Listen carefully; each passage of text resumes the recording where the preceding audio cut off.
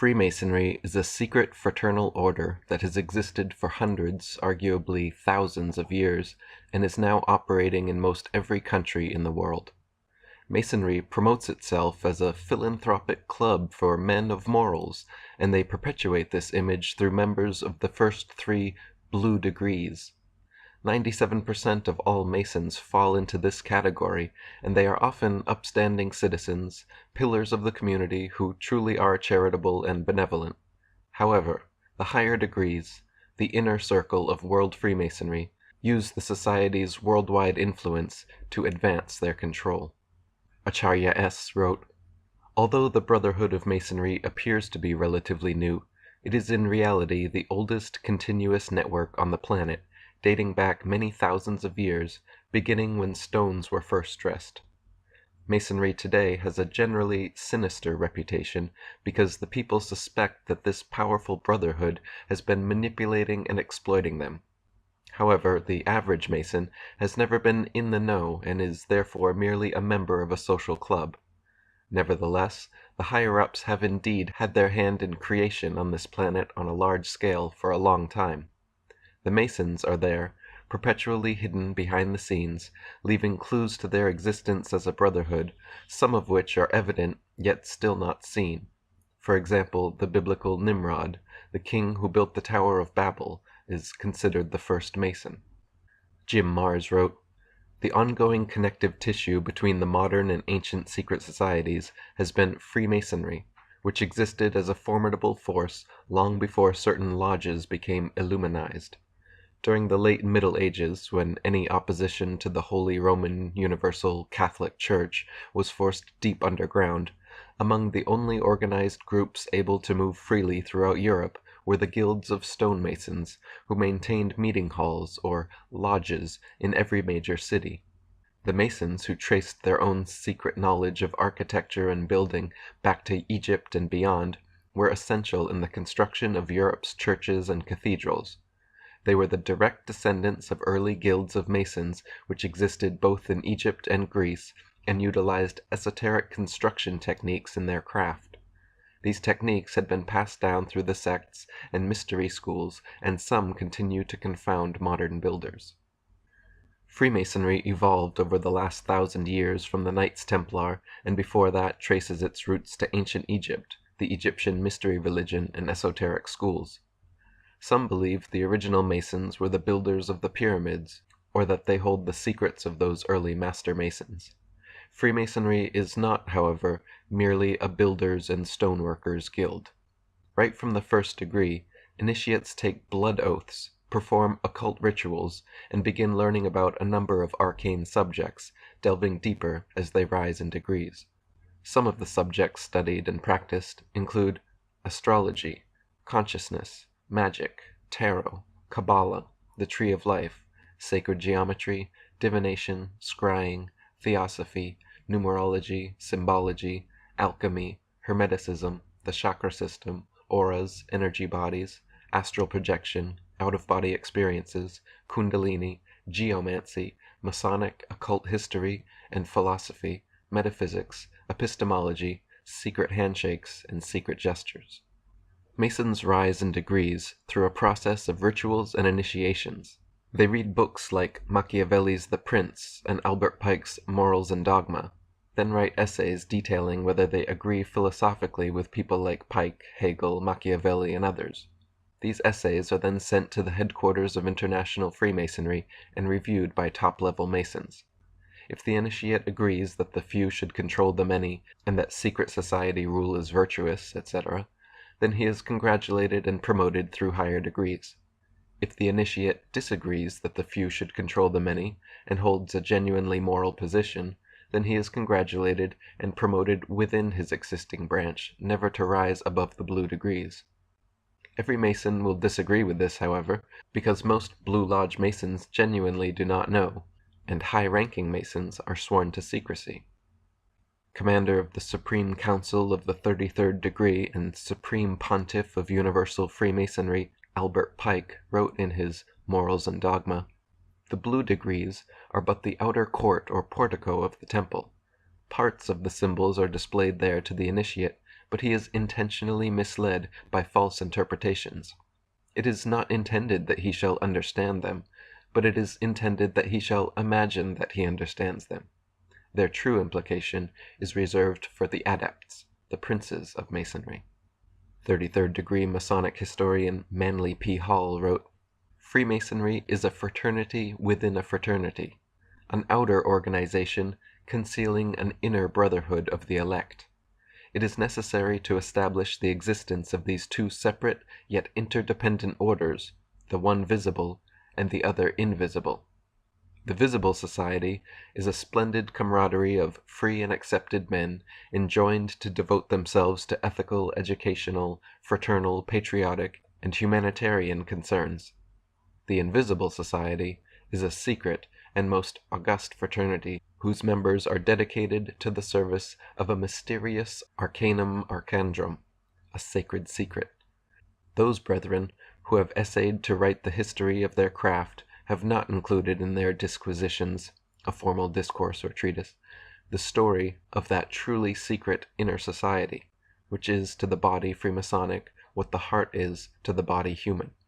In each generation only a few are accepted into the inner sanctuary of the work. The great initiate philosophers of Freemasonry are masters of that secret doctrine which forms the invisible foundation of every great theological and rational institution. The process from a 1st to 33rd degree Freemason may take 10, 20, 30, or more years, but is not based on time. The way initiates rise degrees is through invitation by members of a higher degree. This is the nature of all secret societies. The only way to get ahead is by appeasing those ahead of you. It is through this bootlicking pyramid structure that the few bloodline elite at the top control the many at the bottom. Then, by issuing lords, knights, and vassals of various degrees along the way to do their bidding, the royals essentially control all facets of this worldwide brotherhood."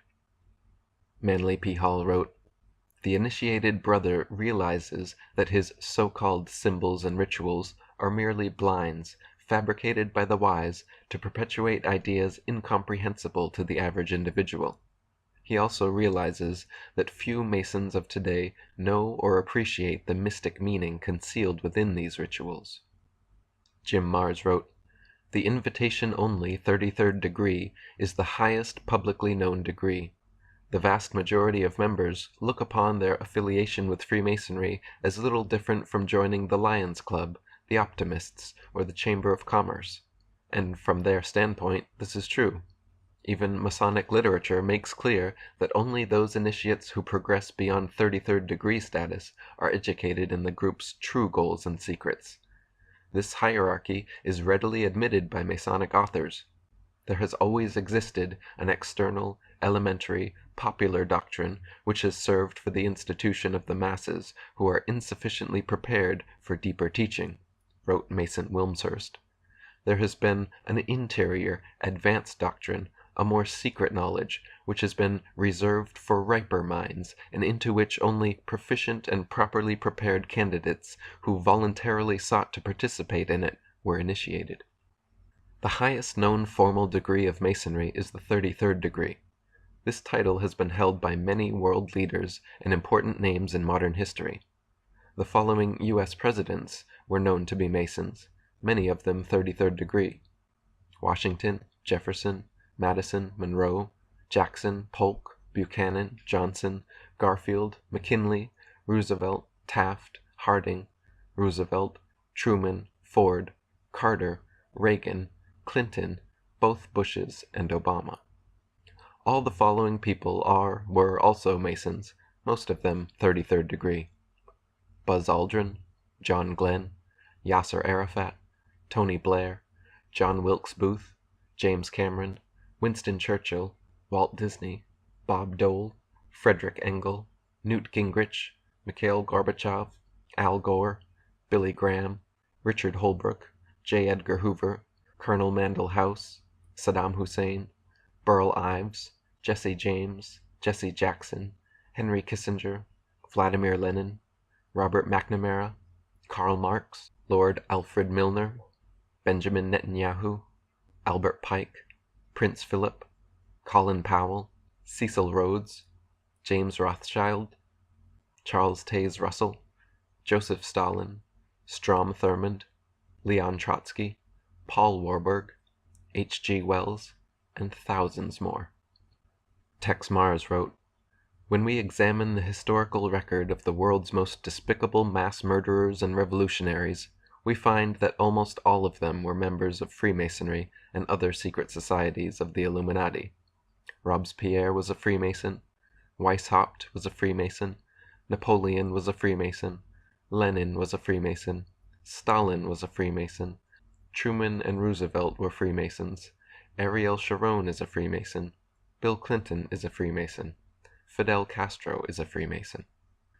Traditional history insists that the Revolutionary War was fought over the British monarchy's unjust taxation of America. While this is true on one level, it is also true that the leaders of the American Revolution, the signers of the Constitution and Declaration of Independence, were all descendants of British aristocratic bloodlines, and most of them Freemasons. Manly P. Hall wrote, "Not only were many of the founders of the United States government Masons, but they received aid from a secret and august body existing in Europe which helped them to establish this country for a peculiar and particular purpose known only to the initiated few." David Oveson wrote, "The very struggle for independence seems to have been directed by the Masonic Brotherhood, and some historians insist had even been started by them." Graham Hancock wrote, "Freemasonry was the driving force behind the ideals and tenets of the American Revolution. What is less well known is the fact that there was a very close connection between the French and American Masonic lodges at that time. In those days, Freemasonry in America was regulated by United Grand Lodge in England, which appointed provincial Grand Masters in various regions of the North American continent. Before the Revolutionary War, the New World of the Americas lacked unity and autonomous identity. For almost 300 years, there was no military, constitution, or federal government. Then, within 2 short years, the snap of a historical finger, America had Continental Marines, Continental Congress, and the Articles of the Confederation. With the Declaration of Independence, the British colonialists, or Americans, officially separated from the British nationalists. Freemason and bloodline General George Washington became first President of the now United States of America, and royal rule of America switched from overt to covert. Royal and secret society rule had not changed, only the perception of governance changed, while the same DNA stayed in office. Instead of peasants well aware of their plight, knowing the monarchs and emperors oppressing them, we became peasants who actually believed we were born into a free and open system." Jim Mars wrote, "Freemasonry, the oldest and most powerful secret society in the history of the world, had planted firm roots in early-day America and even played a significant role in the American Revolution. It played an even greater role in the subsequent French Revolution, which initially was greeted with great joy and approval in the United States. The number of Masonic lodges grew and membership increased. By 1826, it was estimated that Masons in the United States numbered nearly 50,000, mostly educated and professional men. But in that year, one Mason broke ranks. It became known that a Captain William Morgan of Batavia, New York, was planning to publish a book revealing the secret symbols, handshakes, oaths, and purposes of the Freemasons. Morgan, a 30-year member of the order, wrote, "The bane of our civil institutions is to be found in Masonry, already powerful and daily becoming more so. I owe my country an exposure of its dangers." Before the book could be printed, Morgan and his publisher were kidnapped in Batavia. Irate friends and neighbors pursued the kidnappers and managed to rescue the publisher, but Morgan was not so fortunate. He was never seen again. Years later, a Mason named Henry L. Valence confided to his doctor as he lay dying that he and 2 other Masons had dropped Morgan into the Niagara River. Valence said since that night he had suffered from a guilty conscience, the mark of Cain, and sought absolution for his sin. If you listen to Hollywood's Masonic adventure movie National Treasure, then 6 of the founding fathers were Freemasons. If you read various Masonic websites, they tend to admit 9 to 13 were Masons, but the truth is that the majority of the founding fathers were high-ranking Masons. David Icke wrote, "Of the 56 signatories of the American Declaration of Independence, at least 50 were known to be Freemasons, and only 1 known not to be." Ralph Epperson wrote, "The Supreme Council of the 33rd degree of the Scottish Rite of Freemasonry has told the student that 13 of 39 original signers of the Constitution were Masons. It is also interesting to note that there were 39 signers, exactly 3 times the Masonic number 13. 13 is an important number to the Masons. There are 13 degrees in York Rite Freemasonry, and there just happen to be 13 original colonies, including New York. New York is known as the Empire State, with the Empire State Building. But whose empire? Who's the emperor? Perhaps the York Rite Freemasons could tell us. 13 Masons signed the Constitution, along with 26, 13 times 2, non-Masons, making the 39, 13 times 3. There also just happens to be 39 members of the Rockefellers' Bilderberg Inner Circle, and 39 floors in Rockefeller's United Nations building. The majority of the U.S. founding fathers, the Senate, and the presidents have been Freemasons, but those who were not usually had nothing good to say about the organization. President John Quincy Adams wrote, "I do consciously and sincerely believe that the order of Freemasonry, if not the greatest, is one of the greatest moral and political evils under which the Union is now laboring, a conspiracy of the few against the equal rights of the many. Masonry ought forever to be abolished. It is wrong, essentially wrong, a seed of evil, which can never produce any good." President Millard Fillmore wrote, "The Masonic fraternity tramples upon our rights, defeats the administration of justice, and bids defiance to every government which it cannot control." President Ulysses S. Grant said, "All secret oath-bound political parties are dangerous to any nation, no matter how pure or how patriotic the motives and principles which first bring them together." Supreme Court Chief Justice John Marshall said, "The institution of Masonry ought to be abandoned as one capable of much evil, and incapable of producing any good which might not be effected by safe and open means." And Reverend John G. Stevens wrote, "Masonry was a state within a state, and that one day Masons would overthrow the democratic government of the United States and would crown one of their grand kings as ruler of this nation."